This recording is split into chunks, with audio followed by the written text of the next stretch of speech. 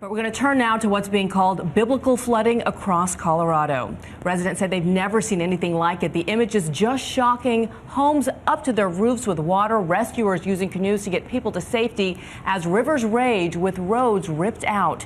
And there's no end to this misery in sight. ABC News meteorologist Ginger Z is right in the middle of it in Boulder. Good morning, Ginger. Hey, good morning. I'm standing at the bank of Boulder Creek, but as you can hear and see, still the last couple days been called Boulder Rapids. And let me show you something. There's some good news. This bench, as of 24 hours ago, was underwater, now just caked in mud. And this is what happens when you get a foot or 13 inches of rain. Look at these numbers, incredible rainfall totals. And the bad news is that after the 9+ inches in place like Colorado Springs, there's more to come. This whole deal, it's not over. Stranded and submerged. The Colorado landscape washing away as rescuers race to those trapped by rising waters. It's like the ocean out here.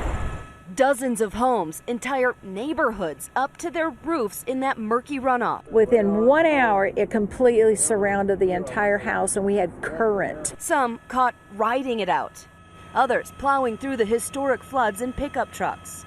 In Weld County, farms isolated on islands. Never ever has this water been this high. I've got 3 horses. I hope they're alive. We had to get out so quick. And look at those abandoned mobile homes, congested, toppled by the devastating waters. In Estes Park, this dramatic video of a woman desperately holding on as rescue workers zipline her to safety. And from inside this fire truck, the floodwaters bubbling over the windshield. Thousands evacuated from their homes, 4 dead, and more than 180 now unaccounted for. President Obama declaring a state of emergency Friday. And it's not just Colorado. Parts of New Mexico are getting up to 4 inches of rain an hour at times. At least 25 homes evacuated, countless roads impassable.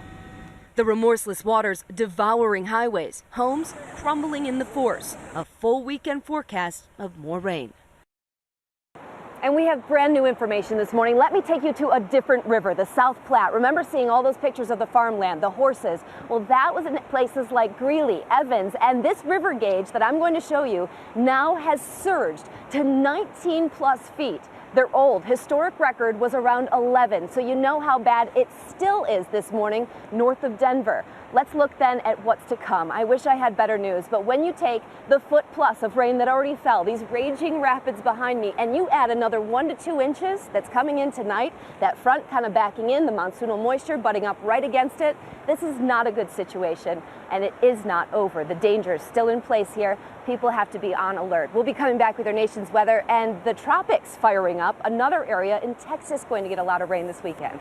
But more to come in Colorado. As you say, it is not over. Still a dangerous situation, and Ginger will be coming back to you. Meanwhile, we are hearing extraordinary stories of survival and rescue this morning in Colorado. The National Guard is on the scene. They're using choppers to fly people out of towns that have essentially been cut off from the rest of the world. We're also hearing from a man who got trapped after his car was flipped over by a wall of water. His rescue, as you can see right here, caught on camera. And ABC's Clayton Sandell is also in the flood zone this morning. Unimaginable loss. We lost our home. It's all gone. Thousands of Colorado residents forced from their homes. The National Guard airlifting nearly 300 out of the stranded community of Jamestown. Oh my God! Reuniting them with loved ones, still shaken by all they've seen. Nobody could ever imagine anything like this. The devastation over there is immense. It's like everything you know and love, you just see it get swept away in a matter of hours. One friend dead and no idea of, when we can go back and what will be left when we get back.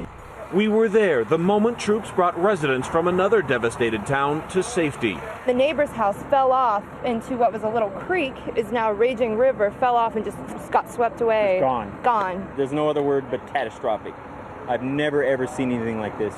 The word on many minds, survival, something Roy Ortiz knows all too well. This is the underside of Ortiz Pontiac Grand Prix, flung into the rapids Thursday while on his way to work.